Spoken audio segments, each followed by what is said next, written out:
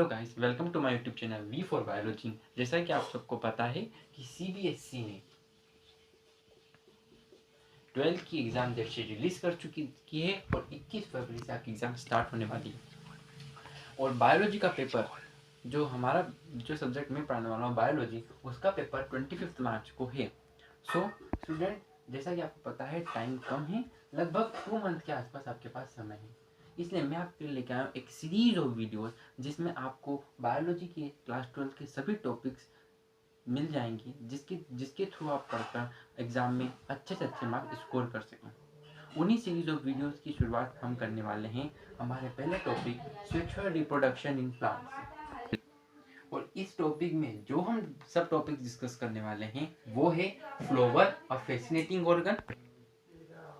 Flower, a fascinating organ. जैसा कि आप सबको पता है कि प्लांट्स में जो सेक्सुअल ऑर्गन होता है वो फ्लोवर होता है। फ्लोवर में और क्या क्या फ्लोवर जो फैसिनेटिंग ऑर्गन होता है उसमें और क्या क्या पार्ट्स होते हैं, कौन सा पार्ट ज़्यादा इंपॉर्टेंट होता है, वो सब हम इसमें डिस्कस करने जा रहे हैं। सेकेंड सब टॉपिक जो हम पढ़ने वाले हैं वो पढ़ने वाले हैं pre fertilization events. Pre fertilization events का मतलब क्या होता है? ऐसे फर्टिलाइजेशन मीन्स होता है fusion of the gametes. Gametes के फ्यूजन को फर्टिलाइजेशन कहते हैं। और प्री मतलब पहले। गेमेट्स के फ्यूजन के पहले होने वाली जितनी भी प्रोसेसेस हैं उनको प्री फर्टिलाइजेशन प्रोसेस कहा जाता है। प्री फर्टिलाइजेशन प्रोसेस में जनरली गेमेटोजेनेसिस होता है, मीन्स गेमेट्स बनने की प्रोसेस प्री फर्टिलाइजेशन प्रोसेस के अंदर आती है। सो प्री फर्टिलाइजेशन इवेंट्स में भी हम यही पढ़ने वाले हैं। जनरली इसमें दो सब टॉपिक्स हम पढ़ने वाले हैं। पहला देखिए, दो टाइप के गेमेट्स होते हैं। एक होता है मेल गेमेट्स जो मेल फ्लावर में बनता है या मेल प्लांट में बनता है, और एक होता है फीमेल गेमेट जो फीमेल फ्लावर या फीमेल प्लांट्स में बनता है। सो पहला जो मेल मेल गेमेटोजेनेसिस पढ़ने वाले हैं या मेल गेमेटोजेनेसिस की जो प्रोसेस है उसे कहा जाता है माइक्रोस्पोरोजेनेसिस। माइक्रोस्पोरोजेनेसिस। और जो फीमेल गेमेटोजेनेसिस की प्रोसेस है उसे कहा जाता है मेगा स्पोरोजेनेसिस।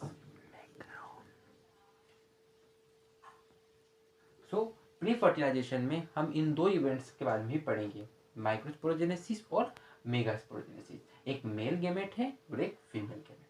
आप उसके बाद जो हम डिस्कस करने वाले हैं वो है पॉलिनेशन।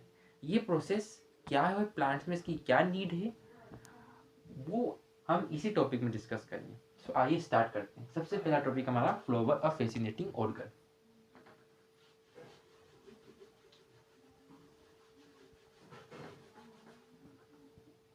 देखिए, हमारे हर जो भी एनिमल सेक्सुअली रिप्रोडक्शन करता है उसमें एक सेक्सुअल ऑर्गन होता है। ह्यूमन बॉडी में भी सेक्सुअल ऑर्गन होते हैं, एनिमल्स में भी सेक्सुअल ऑर्गन होते हैं, प्लांट्स में भी सेक्सुअल ऑर्गन होते हैं। तो हम प्लांट्स के सेक्सुअल रिप्रोडक्शन के बारे में डिस्कस करने जा रहे हैं, तो प्लांट के सेक्सुअल ऑर्गन के बारे में पढ़ेंगे जिसे कहा जाता है फ्लोवर। प्लांट का जो सेक्सुअल ऑर्गन होता है वो होता है flower, a sexual organ. Sexual organ. अब देखिए, हम यहाँ फ्लोवर का एक डायग्राम बनाएंगे।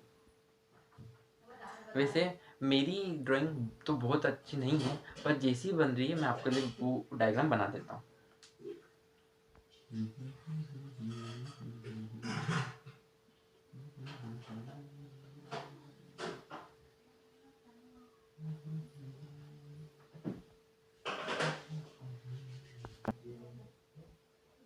सो ये है फ्लोवर। अब हम इसके टाइप्स के बारे में पढ़ लेते हैं। क्या होता है फ्लोवर में? देखिए, सबसे पहले ये जो होता है इसे बोला जाता है सेपल्स। सेपल्स ये होते हैं पेटल्स। Sepals, petals. ये होती है पिस्टिल और ये होते हैं स्टेमन। तो जनरली 4 पार्ट्स होते हैं किसी भी फ्लावर में। टिपिकल फ्लावर में 4 पार्ट्स प्रेजेंट होते हैं, सेपल्स, पेटल्स, पिस्टिल एंड स्टेमन। देखिए, सेपल्स किस काम में आते हैं? जब कली बड के फॉर्म में प्लांट रहता है, कली के फॉर्म में रहता है, तो आपने देखा होगा किसी भी फ्लावर की जब कली होती है तो ऊपर ग्रीन ग्रीन कवरिंग होती है और अंदर उसकी पेटल्स होती है।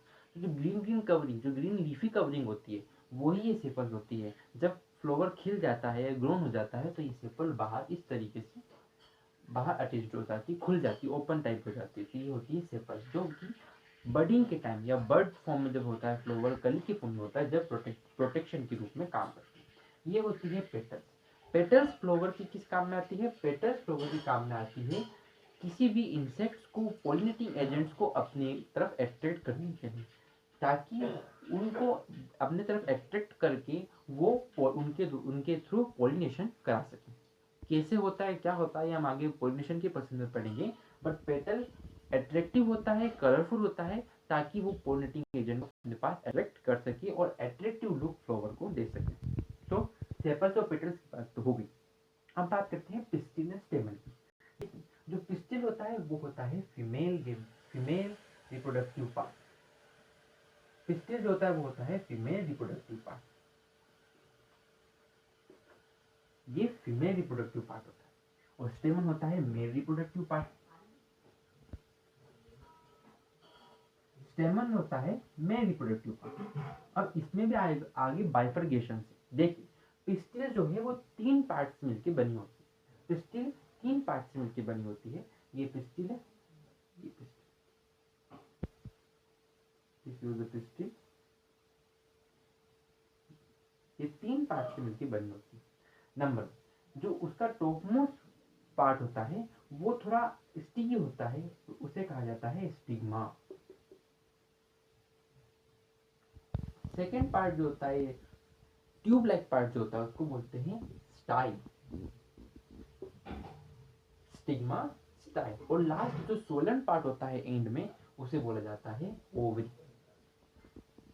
सो पिस्टिल 3 पार्ट से मिलकर बनी होती है, stigma, style and ovary.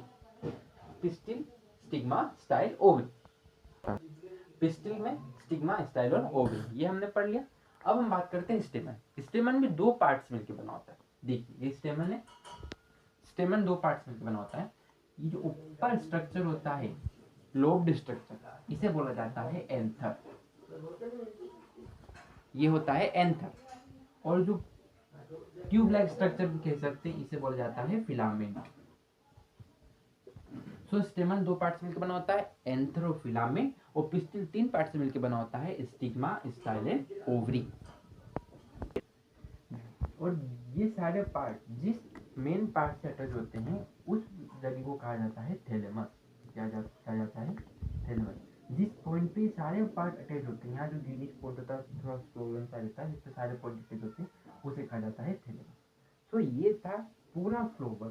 Flower के सारे पार्ट, कौन सा फ्लावर में सबसे इम्पोर्टेंट पार्ट है वो। तो फ्लावर में 2 पार्ट सबसे इम्पोर्टेंट है, एक फीमेल रिप्रोडक्टिव पार्ट पिस्टिल और एक मेल रिप्रोडक्टिव पार्ट स्टेमन। तो स्टेमन, पिस्टिल, फ्लावर के सारे पार्ट, पेटल, सेपल्स का क्या यूज है, थैलेमस क्या है, ये सब उसमें पढ़ लिया।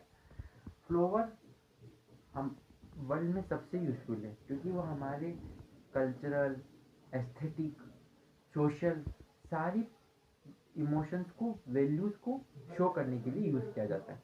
तो फ्लावर हमारे वर्ल्ड में सबसे यूजफुल भी है, क्योंकि हमारे सोशल, रिलीजियस, एस्थेटिक सारी वैल्यूज को शो करने के लिए यूज किया जाता है।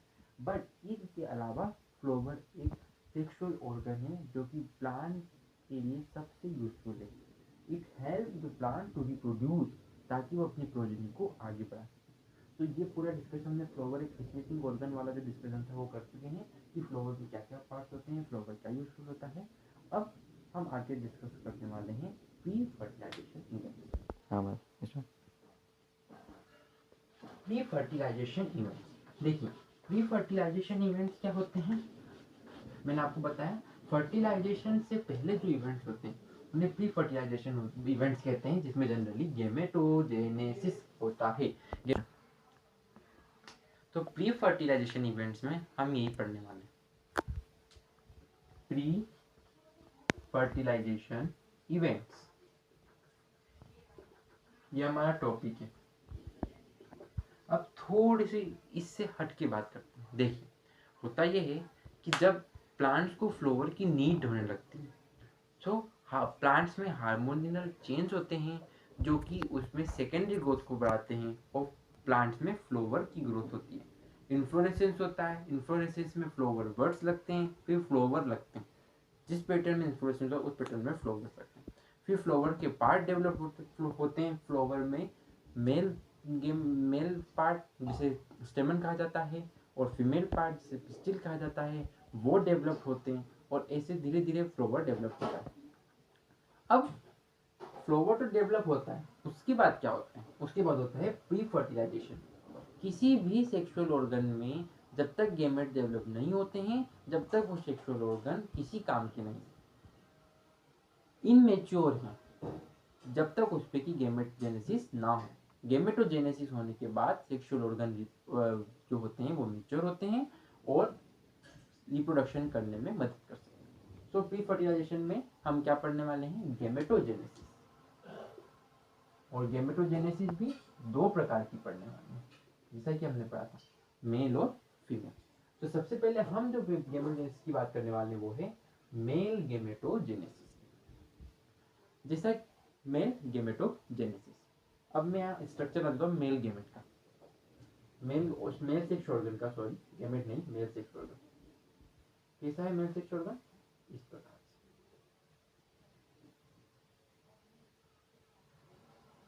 मेल सेक्स ऑर्गन इस प्रकार का है, देखिए, है ना। हमने उसमें फ्लावर के पार्ट में देखा था कि मेल सेक्स ऑर्गन है, मेल सेक्स पार्ट है, जिसे कहा जाता है स्टेमन। स्टेमन में भी हमने दो पार्ट देखे थे, एक था एंथर और एक था फिलामेंट। अब एक बात, ये फिलामेंट एंड में या तो थैलेमस से जुड़ा होता है या पेटल्स से जुड़ा होता है। ये फिलामेंट एंड में, बेस में, या तो थैलेमस से जुड़ा होगा या फिर पेटल से जुड़ा होगा। तो स्टेमन में एंथर और फिलामेंट होते हैं। अब जो मेन स्टेमन में भी जो मेन पार्ट है वो होता है उसका एंथर। देखिए, एंथर के बारे में थोड़ा समझ लेते हैं। फिलामेंट तो दिख रहा है जैसा कि ट्यूब लाइक स्ट्रक्चर है, तो फिलामेंट सिर्फ एंथर को फ्लोवर से अटैच करने में मदद करता है, अटैचमेंट में मदद करता है एंथर की फ्लोवर से। बट एंथर जो है वो मेन पार्ट है। एंथर के बारे में थोड़ा पढ़ लेते हैं। एंथर के बारे में ये है कि एंथर कैसा दिखता है? एंथर को हम इनलार्ज, अगर यहाँ से हम इनलार्ज करें एंथर को, तो एंथर कैसा दिखेगा? कुछ इस प्रकार से। एंथर बायलोब स्ट्रक्चर होता है, bilobed structure. Bilobed structure means उसमें दो लोब, दो पोर्शन बने होते हैं। एंथर क्या होता है? बायलोब्ड स्ट्रक्चर होता है जिसमें दो पोर्शन बने होते हैं। ठीक है, तो एंथर बायलोब्ड स्ट्रक्चर होता है और हर लोब में दो ठेका होते हैं। मीन्स बायलोब्ड होता है और डायथेकस होता है।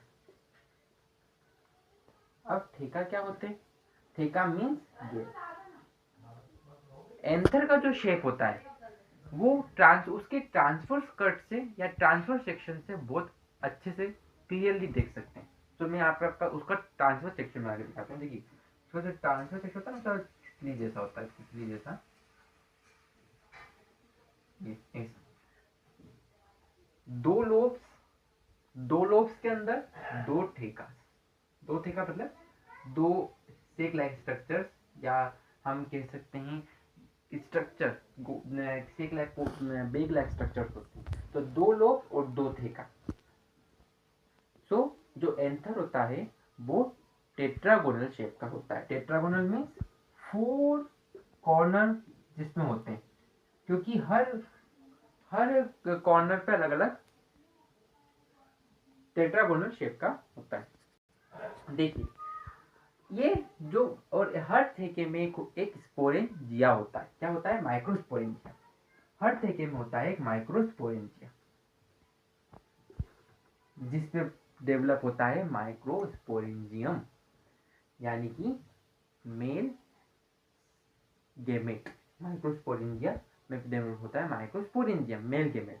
तो ये 4 माइक्रोस्पोरेंजिया है जो अलग अलग कॉर्नर पे होता है और इनमें डेवलप होता है माइक्रोस्पोरेंजियम। ठीक है, और जो यही माइक्रोस्पोरेंजिया आगे जाके पोलन सेक बनाता है। इसे हम पोलन सेक भी कहते हैं, इसे हम पोलन सेक भी कहते हैं, क्योंकि इनमें आगे जाके क्या डेवलप होने वाला है? Pollen grain. ठीक है, तो हम एंथर के बारे में जो लिख रहे थे, क्या लिख रहे थे, एंथर का आपने ट्रांसवर्स सेक्शन देख लिया। तो एक बार एंथर को थोड़ा समराइज कर देते हैं। पहला, एंथर जो होता है वो होता है बाइलोब्ड। दूसरा, डायथेकस, हर हर ईच लोब में 2 थेके होते हैं, तो बाइलोब्ड, डायथेकस। टेट्रागोनल होता है और माइक्रोस्पोरेंजिया कॉर्नर पर प्रेजेंट होते हैं। कितने माइक्रोस्पोरेंजिया प्रेजेंट होते हैं? 4 माइक्रोस्पोरेंजिया एट कॉर्नर। 4 कितने? 4 माइक्रोस्पोरेंजिया एट कॉर्नर प्रेजेंट होते हैं। तो ये एंथर का डिस्क्रिप्शन था। बायोलोब होता है, डायथेकस होता है, टेट्रागोनल होता है, माइक्रोस्पोरेंजिया में होता है। अब हम माइक्रोस्पोरेंजिया का क्या स्ट्रक्चर है उसके बारे में पढ़ते हैं। देखिए, एंथर का स्ट्रक्चर पढ़ लिया। एंथर के अंदर होते हैं माइक्रोस्पोरेंजिया। माइक्रोस्पोरेंजिया का क्या स्ट्रक्चर है उसके बारे में पढ़ लेते हैं थोड़ा सा।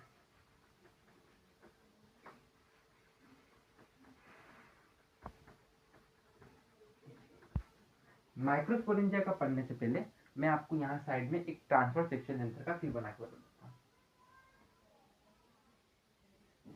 हाँ, मेन बात, ये जो थेका होते हैं ये आपस में एक लॉन्गिट्यूशनल ग्रुप से डिवाइड होते हैं। यहाँ एक लॉन्गिट्यूशनल ग्रुप रन्स करती है बिटवीन देम और उनको डिवाइड करती है। लॉन्गिट्यूशनल ग्रुप मतलब गाड़ी लाइन। लॉन्गिट्यूशनल ग्रुप मतलब होता है गाड़ी लाइन। इनके बीच में एक गाड़ी लाइन डिवाइड करती है इनको अलग अलग ठेकाज में, अलग अलग लोब्स में। ठीक है, तो ये है माइक्रोस्पोरेंजिया। इन्हीं माइक्रोस्पोरेंजिया का हम डिटेल स्ट्रक्चर देखते हैं। Structure of microsporangia.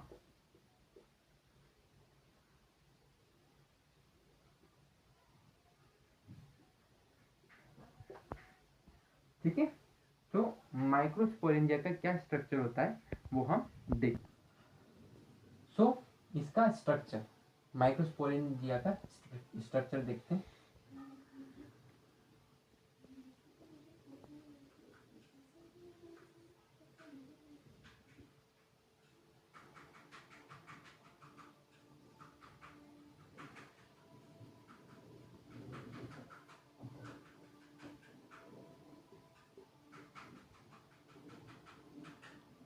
देखिए, थोड़ा ड्राइंग पे ध्यान मत दीजिएगा, ड्राइंग तो मेरी पहले से अच्छी नहीं है, बट मैं आपको बता देता हूँ।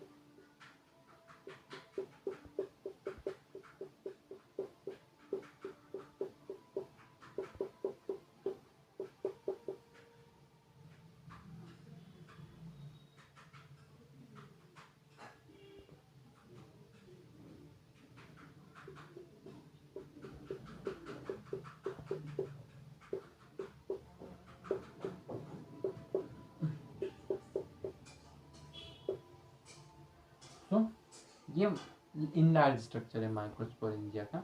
माइक्रोस्पोरेंजिया का इनलार्ज स्ट्रक्चर है। इसमें देखिए, सर्कुलर आउटलाइन में होता है माइक्रोस्पोरेंजिया और 4 वॉल से मिलकर बना होता है। एपिडर्मिस,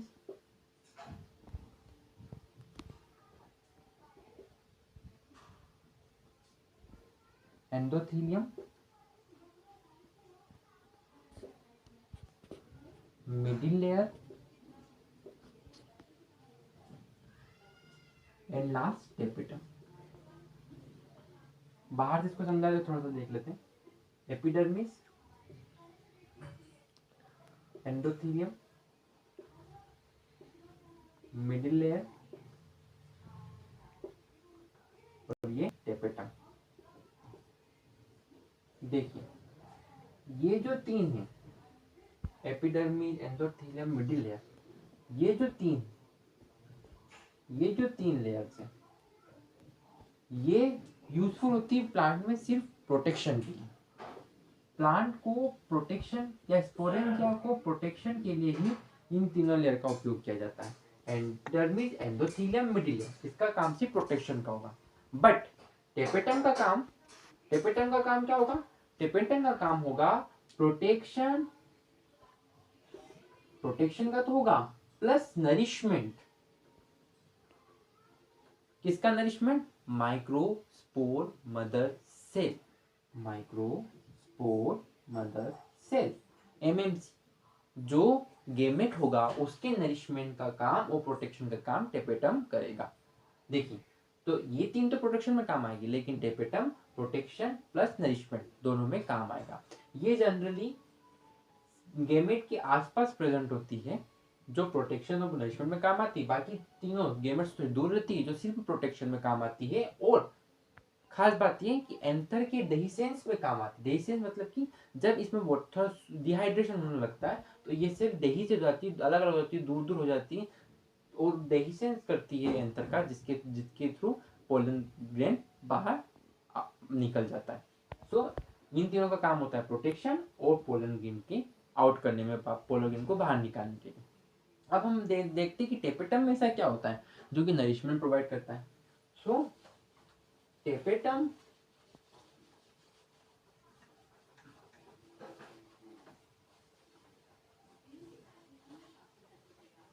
टेपेटम टेपेटम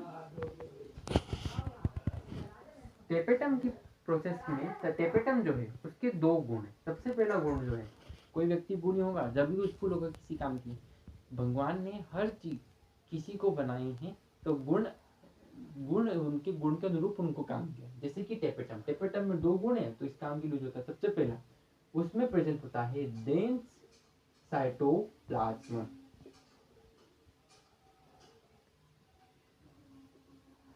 और two nuclei, multi condition, multi nucleotic condition होती है उसमें, टू न्यूक्लियस है ना। Dense cytoplasm, two nucleus. एक सेल में तो उसमें टेपेटम्स की सेल में साइटोप्लाज्म भी डेंस होता है और न्यूक्लियस भी डेंस होता है, जो उसको एनर्जी प्रोवाइड करता है। किसे? माइक्रोस्पोर को। माइक्रोस्पोर को एनर्जी प्रोवाइड करता है और उसके सो नरिशमेंट में हेल्पफुल होता है। डेंस साइटोप्लाज्म प्रेजेंट होता है और टू न्यूक्लिया होता है टेपेटम की गुण। जब एंथर यंग होता है उस कंडीशन में टेपेटम के अंदर कॉम्पैक्ट तरीके से होमोजीनस सेल का गुच्छा देता है। मतलब होमोजीनस सेल का ग्रुप होता है जो कॉम्पैक्टली पैक्ड होता है। कहाँ? टेपेटम के अंदर। और उन्हीं ग्रुप को कब? जब एंथर यंग होता है। और उन्हीं ग्रुप को गुच्छे को कहा जाता है स्पोरोजीनस टिश्यू। Sporogenous tissue. और इन्हीं स्पोरोजीनस टिश्यू से ही माइक्रोस्पोर बनता है, मेल गेमेट बनता है। तो इस माइक्रोस्पोरोजीनस टिश्यू से माइक्रोस्पोर कैसे बनता है ये हम आगे देखते हैं।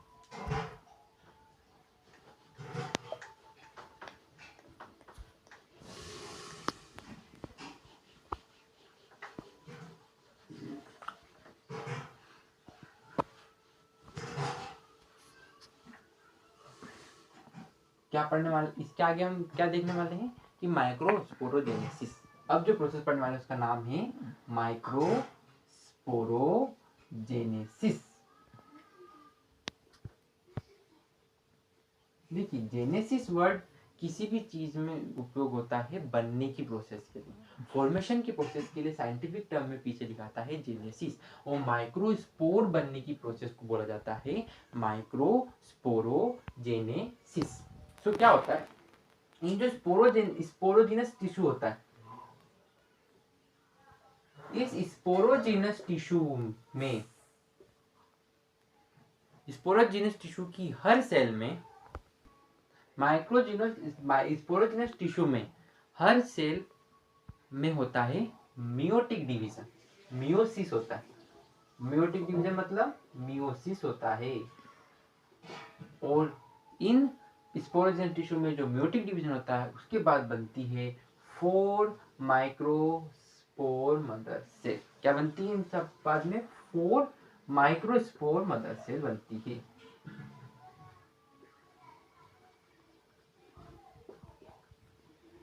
फोर माइक्रोस्पोर मदर सेल बनती है।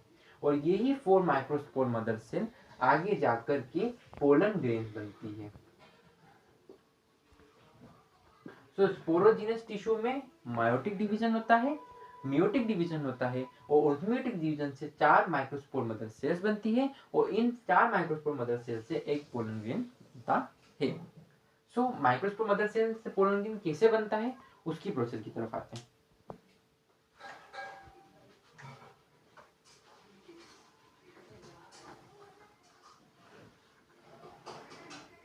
देखिए थोड़ा पोलन ग्रेन के बारे में समझ लेते हैं कि पोलन ग्रेन होते क्या है। ये तो मेल गेमेट बट ये है क्या।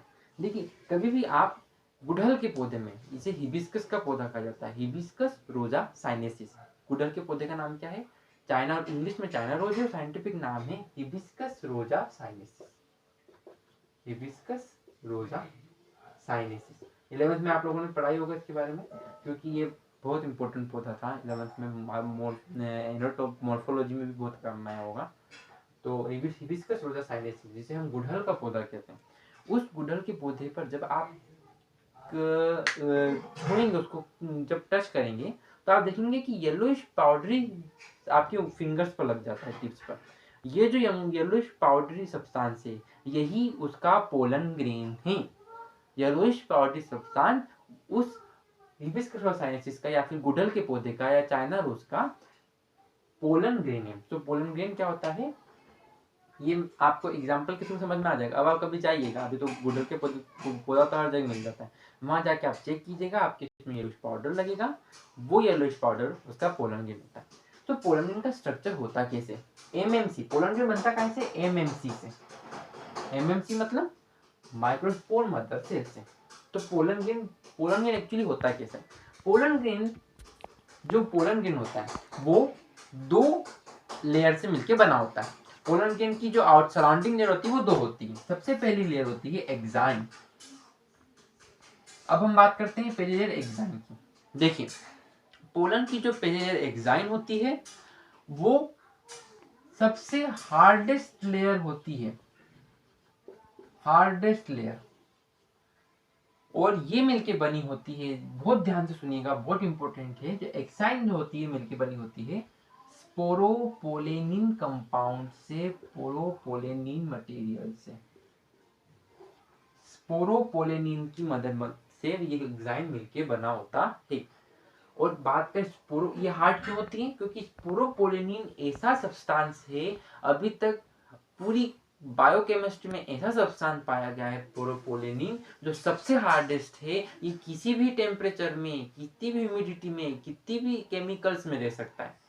आज तक इस स्पोरोपोलेनिन को डाइजेस्ट करने के लिए, इस स्पोरोपोलेनिन को खत्म करने के लिए भी कोई एंजाइम की खोज नहीं की गई है, मतलब कि इस स्पोरोपोलेनिन की लेयर को ब्रेक नहीं किया जा सकता। तो जो पोलन ग्रेन है उसकी आउटर कवरिंग एक्साइन की मिलकर बनी होती है, और एक्साइन क्या किसके बना मिलकर बना होता है, स्पोरोपोलेनिन से, जो कि हार्डेस्ट सब्सटेंस है, जिसके लिए अभी तक कोई एंजाइम भी नहीं ढूंढा गया है जो इसको डिसॉल्व कर सके इसकी लेयर को। सो एक्साइन मिलके बन होती है स्पोरोपोलिन। ये बहुत इंपॉर्टेंट है, फ्रीक्वेंटली क्वेश्चंस आ सकते हैं, एमसीक्यूज में भी आ सकता है कि एक्साइन किससे मिलके बनी होती है, स्पोरोपोलिन। ठीक है, देखिए नेक्स्ट बात ये है कि एक्साइन जो होती है उसका जो बाहरी एक्साइन जो होती है, हर पोलन ग्रेन की एक्साइन अलग अलग शेप की होती है, अलग अलग स्ट्रक्चर की होती है, उसकी स्ट्रक्चर, बाहर के जो स्ट्रक्चर होते हैं, शेप होते हैं, उनकी डिजाइन अलग अलग हो सकती है। सपोज किसी में ये स्ट्रक्चर ऐसे ऐसे ऐसे ऐसे पहाड़ जैसे स्ट्रक्चर्स बाहर से देखने को मिलते हैं, किसी में कांटे जैसे मिलते हैं, किसी में किस शेप का मिलता है, किसी में किस शेप का मिलता है, किसी में किस साइज का मिलता है, किसी में किस डिजाइन का मिलता है। तो एक जितने प्रकार की स्पीसीज होगी उतने अलग अलग प्रकार की एक्साइन होगी। तो एक्साइन यूनिक होती है, हर प्लांट की अपनी अलग अलग होती है। आप कहीं भी किसी भी हिबिस्कस का ही देख लीजिएगा, उसको स्लाइड पे रखिएगा, उसको जब माइक्रोस्कोप में देखेंगे तो उसकी जो एक्साइन होगी वो आपको बहुत ब्यूटीफुली दिखेगी। उस जो मैंने देखी है तो मैं बताता हूँ कि माइक्रोस्कोप में जो एक्साइन होती है हिबिस्कस की वो ऐसे इस शेप की देखने को मिलती है, अंदर से रहती है और बाहर से माउंटेन जैसा स्ट्रक्चर, कांटे जैसा स्ट्रक्चर देखने को मिलता है। तो एक्साइन की बात हो गई। एक्साइन स्पोरोपोलिन से मिलकर बना होता है, हार्डेस्ट होता है और अलग अलग शेप का, हर स्पीसीज के लिए यूनिक होता है, अलग अलग होता है। दूसरी लेयर जो जिससे पोलन ग्रेन बना होता है एक्साइन के अंदर वाली, ये आउटर मोस्ट, हाँ सबसे बड़ी बात ये आउटर मोस्ट लेयर होती है, ये बाहर होती है। और एक बात और, ये डिसकंटिन्यूअस लेयर होती है, कंटिन्यूटी नहीं होती इसमें। मीन्स ये लेयर, सपोज ये पोलन ग्रेन है, इस पोलन ग्रेन की जो बाहर एग्जाइन होगी वो पूरी नहीं होगी, एक पॉइंट ऐसा होगा जहां थोड़ी सी जगह पर एग्जाइन अब्सेंट होगी, और इस पॉइंट को कहा जाता है जर्म पोल।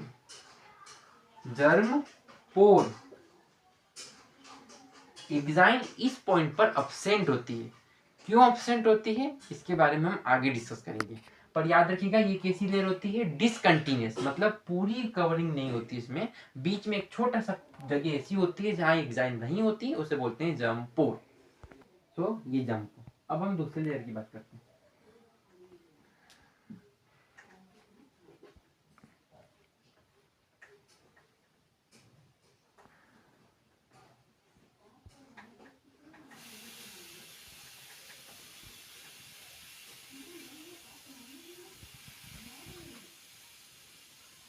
जो दूसरी लेयर पोलन ग्रेन की होगी उसे कहा जाता है इंटाइन। क्या कहा जाता है, इंटाइन। ये होती है थिन और कंटिन्यूअस, थिन एंड कंटिन्यूअस होती है। ये कहीं से टूटी फूटी नहीं होती। एग्जाइन में ऐसी एक जगह आती है जहाँ पे स्पोरोपोलिन प्रेजेंट नहीं होता, जिसको हमने पढ़ा था जंप को, मतलब कि वहाँ पे स्पोरोपोलिन प्रेजेंट नहीं होता है, वहाँ एक गैप होता है जिसे बोलते हैं जंप। सो ये जंपोल होता है, बट इंटाइन थिन होती है और कंटिन्यूस होती है, इनर लेयर होती है। थिन कंटिन्यूस मतलब कि, और एग्जाइन से इनर होती है, थिन होती है, कंटिन्यूस होती है, और एग्जाइन से इनर लेयर होती है इंटाइन। तीसरा, ये किससे मिलकर बनी होती है, सेल्यूलोज और पेक्टिन से। सेल्यूलोज और पेक्टिन की मदद से ये थिन लेयर इंटाइन की मिलके बनी है।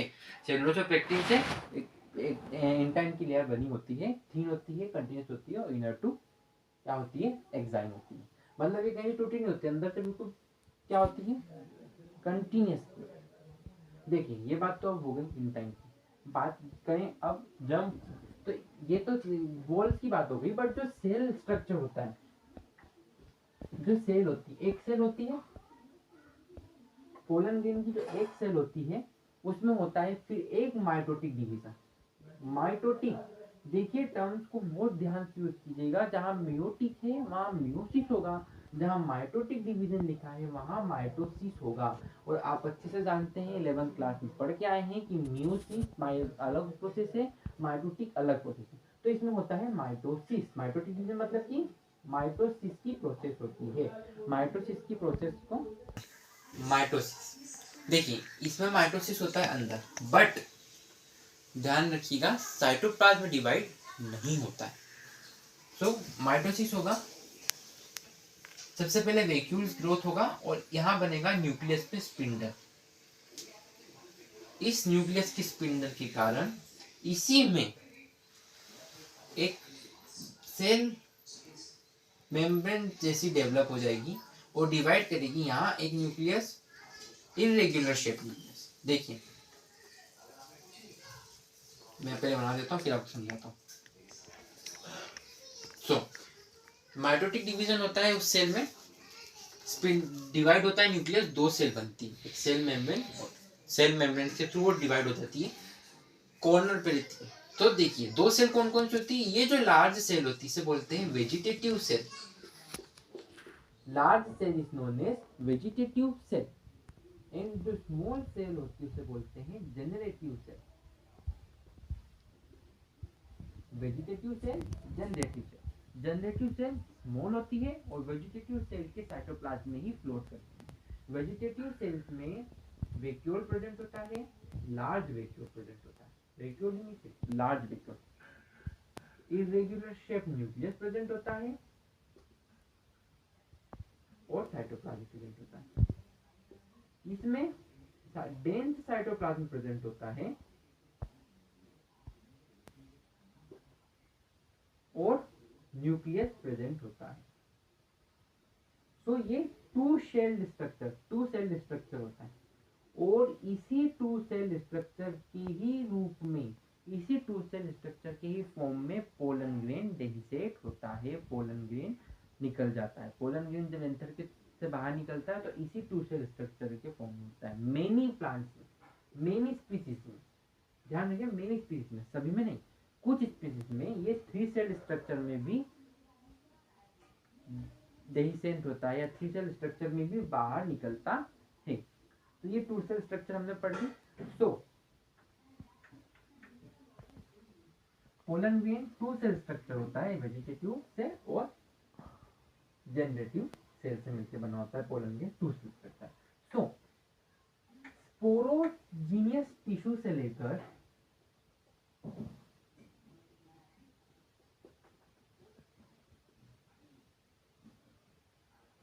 पोलन ग्रेन कौन सा structure, 2 cell structure, 2 cell structure वाले पोलन ग्रेन के बीच में कितने डिवीजन होते हैं, 2 डिवीजन होते हैं। कितने डिवीजन, क्वेश्चन फ्रीक्वेंटली सीबीएसई, देखिए सीबीएसई का जो पेपर होता है वो क्वेश्चन कहीं से भी घुमा के पूछ सकता है। तो कितने डिवीजन होते हैं इसमें, 2 डिवीजन होते हैं। देखिए पहला डिवीजन होता है मियोटिक डिवीजन या मियोसिस होता है, और एक डिवीजन होता है माइटोटिक डिवीजन। अब वो क्वेश्चन कुछ भी पूछ सकता है, वो क्वेश्चन पूछ सकता है बताइए स्पोरोजीनियस टिश्यू से लेकर pollen grain 2 cell pollen grain structure तक कितने डिवीजन होते हैं, या वो पूछ सकता है कि स्पोरोजीनियस टिश्यू से लेकर माइक्रोस्पोर मदर सेल तक कितने स्ट्रक्चर कितने डिवीजन होते हैं। तो स्पोरोजीनियस टिश्यू से लेकर पोलन ग्रेन की 2 सेल स्ट्रक्चर टू डिवीजन होते हैं, एक मियोटिक मियोसिस, माइटोटिक माइटोसिस। ठीक है, अब बात करते हैं आगे। पोलन ग्रेन के बारे में बात कर ली हमने कि पोलन ग्रेन कैसे 2 सेल स्ट्रक्चर होता है। देखिए अब आप थोड़ा सा देख लीजिए, ये जो पोलन्स होते हैं ये जब बाहर निकलते हैं तो एलर्जिक रिएक्शन देते हैं, अस्थमा, लंग्स डिसीजेस, कहीं प्लांट की स्पीशीज की, किसी प्लांट की स्पीशीज के जो पोलन होते हैं वो एलर्जिक कंडीशंस देते हैं एनिमल्स को, ह्यूमंस को। क्या कोज करते हैं, अस्थमा, ब्रोंकाइटिस और लंग्स डिसीज। इसका जो बेस्ट एग्जांपल एनसीईआरटी ने मेंशन किया है वो किया है कैरोट ग्रास का। कौन सी ग्रास का एग्जांपल मेंशन किया है, कैरोट ग्रास का। देखिए कैरोट ग्रास जिसे हम आम भाषा में कहा जाते हैं गाजर घास, कैरोट ग्रास ब्रिटिश की वीड थी जो ब्रिटिश से इंडिया में आई और एक अनवांटेड वीट की तरह पूरी जगह फैल गई। वीट इंपोर्ट और एक्सपोर्ट के समय ब्रिटिशर जब आए थे तो इंग्लैंड से ही हमारे भारत में आई थी, हमारे इंडिया में आई थी, और हमारे इंडिया इसको इतना अच्छा लगा कि अनवांटेड बिना चाहे भी हर जगह उगने लग गई। और आजकल उगती भी देखा होगा आपने, छोटा सा ये प्लांट होता है झाड़ी नुमा जिसमें छोटे छोटे से व्हाइट कलर के फूल होते हैं, छोटे छोटे बहुत छोटे पॉइंट्स, ये नीब होती है ना पेन की, इतने बड़े स्ट्रक्चर। सो ये गाजर घास इंडिया में एक अनवांटेड वीड है जो बिना चाहे उग जाती है। इस अनवांटेड वीड के जो पोलन ग्रेन होते हैं, जो पोलन होते हैं वो एलर्जिक रिएक्शन करते हैं। इस अनवांटेड वीड के जो पोलन होते हैं वो एक एलर्जिक रिएक्शन करते हैं। सो अब हम बात करते हैं पोलन की। ये तो पोलन की एक डिसएडवांटेज की बात है। अब पोलन की एडवांटेज की बात कर लेते हैं, क्योंकि देखिए इस वर्ल्ड में जो भी चीज है उसके 2 एस्पेक्ट्स हैं, एक पॉजिटिव एक नेगेटिव। तो नेगेटिव एस्पेक्ट्स की तो बात कर ली क्योंकि हम ह्यूमन है, हमारा नेचर ही है कि पहले नेगेटिव चीज की बात करो पॉजिटिव की बात में करो। तो हमने नेगेटिव चीज की तो बात कर ली, अब हम उसकी पॉजिटिव एस्पेक्ट की बात करते हैं। पॉजिटिव एस्पेक्ट में ये है कि पोलन जो है वो हाईली न्यूट्रिशियस होते हैं। Pollen are highly nutritious.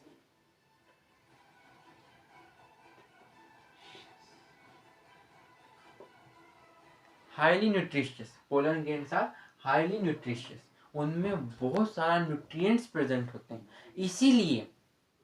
इसीलिए पोलन ग्रेन्स को out of the India capsule के फॉर्म में यूज किया जाता है एथलीट्स और रेस हॉर्सेस के लिए। एथलीट्स और रेस हॉर्स जो रहते हैं उनके लिए इसे कैप्सूल्स के रूप में या इसी टेबलेट्स के रूप में यूज किया जाता है फॉर इंक्रीजिंग परफॉर्मेंस को बेटर करने के लिए, परफॉर्मेंस को इंक्रीज करने के लिए इन दोनों ये एथलीट्स और रेस हॉर्सेस को पोलन ग्रेन्स की कैप्सूल्स या टेबलेट्स दी जाती हैं। और न्यूट्रिएंट प्रोवाइड करने के लिए, न्यूट्रिशन के लिए भी पोलन ग्रेन का उपयोग किया जाता है। जनरली हमारे एनसीईआरटी, देखिए एक बात मैं आपको पहले बता दूं कि आप जब भी मेरी वीडियो देखें, आप जब भी वीडियो देखें तो एक रफ कॉपी और हमारे अपने साथ अपनी एनसीईआरटी जरूर साथ में रखें, क्योंकि एनसीईआरटी में वो डायग्राम इतनी क्लियरली नहीं बना सकता जो कि एनसीईआरटी में बहुत क्लियरली दे रखें। तो वही बात करते हैं। अब आप देखिएगा एनसीईआरटी जो अभी अपने साथ नहीं रखे हो, फटाफट अपनी एनसीईआरटी ले आइए वीडियो रोककर और देखिए उसी पेज पर, जिस पेज पर हम ये पोलन ग्रेन का पढ़ रहे हैं, उसी पेज पे देखिएगा कि पोलन ग्रेन की टेबलेट का एक बॉक्स बना है। उस बॉक्स में लिखा है कि पोलन ग्रेन के टेबलेट फ्रॉम इंग्लैंड। इससे हमें समझ में आता है कि इंग्लैंड में, लंदन में जनरली पोलन ग्रेन की टेबलेट्स का उपयोग किया जाता है। क्योंकि एक चीज मैं बताऊं, नीट एग्जाम में कुछ साल पहले नीट एग्जाम में क्वेश्चन आया था कि पोलन ग्रेन का उपयोग किस कंट्री में होता है, और अलग अलग कंट्री दे रखी थी, उसमें से इंग्लैंड कॉन्टिनेंट की भी कंट्री दे रखी थी लंदन। और इस क्वेश्चन में 90% 90 मतलब 95% स्टूडेंट्स ने गलती की थी, क्योंकि पोलन ग्रेन जो है वो कहाँ की, उनको पता नहीं था कि किस कंट्री में यूज होता है, कैसे पता चले। तो एनसीईआरटी ने लिख रखा था डब्बे के ऊपर फ्रॉम इंग्लैंड, इंग्लैंड की कंट्री जो होगी वो पोलन ग्रेन यूज करेगी, इसलिए उसका सही आंसर था लंदन। ठीक है। सो पोलन ग्रेन की बात कीजिए, हाई न्यूट्रिशन होता है। अब दूसरी बात की जाए, अगर पोलन ग्रेन को फर्टिलाइजेशन करना है तो अपनी वियाबिलिटी से पहले पिस्टिल के ऊपर गिरना पड़ेगा। कैसे होता है ये पिस्टिल, ये स्टेम, ये स्टिग्मा है। स्टिग्मा के ऊपर जब पोलन ग्रेन गिरता है तब उसके इंटरेक्शन से फर्टिलाइजेशन होता है। हर इंसान की उम्र होती है, हमारी भी उम्र है, आपकी भी उम्र है, सबकी उम्र है। ऐसे ही पोलन ग्रेन बेचारों की भी उम्र है। इनकी जो उम्र ये है कि स्टिग्मा, अगर ये उम्र से पहले स्टिग्मा के ऊपर नहीं गिरे तो रिप्रोडक्शन नहीं कर सकते, और इन्हें बोला जाता है वियाबिलिटी। सो पोलन अपनी वियाबिलिटी से पहले पोलन इस ग्रेन को स्टिग्मा के ऊपर गिरना पड़ता है फॉर द फर्टिलाइजेशन। अब क्वेश्चन एनसीईआरटी ने पूछ भी लिया, उसका उत्तर भी एनसीईआरटी ने दे दिया। क्वेश्चन ने पूछा कि पोलन कितनी देर तक वियाबिलिट होते हैं, तो ये अलग अलग स्पीसीज के लिए अलग अलग होते हैं। राइस और वीट की स्पीसीज में ये 30 मिनट्स तक वियाबल होते हैं बस। मींस 30 मिनट पोलन ग्रेन की बाहर निकलने का, पोलन ग्रेन के डेहिसेट के 30 मिनट बाद तक अगर पोलन ग्रेन स्टिग्मा तक नहीं पहुंचा तो फर्टिलाइजेशन के लिए इनकेपेबल बन जाता है। रोसेसी फैमिली, रोसेसी फैमिली किसकी है? रोज की। लेग्यूमिनेसी फैमिली, लेग्यूमिनेसी फैमिली किसकी है? पल्सेस की। सोलिनेसी फैमिली, सोलिनेसी फैमिली किसकी है? पोटैटो और ब्रिंजल की। इन फैमिली का जो पोलन ग्रेन होता है वो वियाबल होता है फॉर मंथ्स, मंथ भी 1 2 3 कितने मंथ के लिए भी वो इसका इनका पोलन ग्रेन वियाबल हो जाता है। मतलब एक बार निकल गया तो मंथ, भले 1 महीने नहीं गिरे, स्टिग्मा तक नहीं पहुंचे, 2 महीने नहीं पहुंचे, तक कितने भी महीनों तक अगर नहीं पहुंचे स्टिग्मा तक, तो भी वो महीनों बाद पहुंचने पर भी वो फर्टिलाइजेशन कर सकता है, क्योंकि उसकी वियाबिलिटी मंथ की होती है। और किसी किसी स्पीसीज के पोलन ग्रेन की वियाबिलिटी ईयर्स तक होती है। सो पोलन ग्रेन की वियाबिलिटी अलग अलग होती है, 30 मिनट्स के लिए होती है, ईयर्स के लिए होती है, डेज की होती है, मंथ्स की होती है। सब स्पीसीज के लिए पोलन की वियाबिलिटी अलग अलग होती है। हाँ, तो पोलन ग्रेन की वियाबिलिटी की बात करें तो स्टूडेंट आज का लेक्चर हम यहीं तक रखते हैं। हमने आज बात करी फ्लोवर फैसिनेटिंग ऑर्गन की, प्री फर्टिलाइजेशन इवेंट की, प्री फर्टिलाइजेशन इवेंट्स की। प्री फर्टिलाइजेशन इवेंट्स में हमने बात करी आज माइक्रोस्पोरोजेनेसिस की, यानी कि मेल गेमेट के फॉर्मेशन की। मेल गेमेट के फॉर्मेशन में हमने देखा कि मेल गेमेट कैसा होता है, मेल गेमेट में क्या स्पोरोजेनेसिस कैसे होता है, मेल गेमेट का फॉर्म क्या होता है, माइक्रोस्पोरेंजिया का स्ट्रक्चर क्या होता है, पोलन ग्रेन क्या होता है, पोलन ग्रेन का फॉर्मेशन कैसे होता है, पोलन ग्रेन की क्या एडवांटेज है, क्या डिसएडवांटेज है, और क्या और वियाबिलिटी की।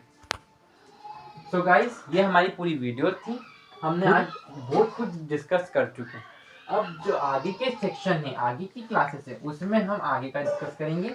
आगे में फीमेल गेमेटोजेनेसिस का डिस्कस करेंगे, और फर्टिलाइजेशन की इवेंट का डिस्कस करेंगे, फर्टिलाइजेशन कैसे होता है, पोस्ट फर्टिलाइजेशन इवेंट्स को डिस्कस करेंगे और कुछ ब्रीडिंग टेक्निक्स के बारे में डिस्कस करेंगे, एपोमिक्सिस, पॉलीएम्ब्रियोनी, कुछ टेक्निकल टर्म्स है इसके बारे में डिस्कस करेंगे। सॉरी गाइस, पीछे बैकग्राउंड में जो अजीब अजीब सी आवाज़ें आ रही हैं उसके लिए मैं आपको सॉरी करता हूँ। मैं कोशिश करूँगा कि आगे आने वाली वीडियोज़ में ये आवाज़ आपको सुनने को ना मिले, बट अभी के लिए माफ़ कीजिएगा और thank you so much. Thank you so much. मेरी वीडियो को लाइक करें, शेयर करें, सब्सक्राइब करें ताकि आपको और भी अमेजिंग वीडियोस बायोलॉजी के ऊपर मिल सके। Thank you so much. नमस्कार।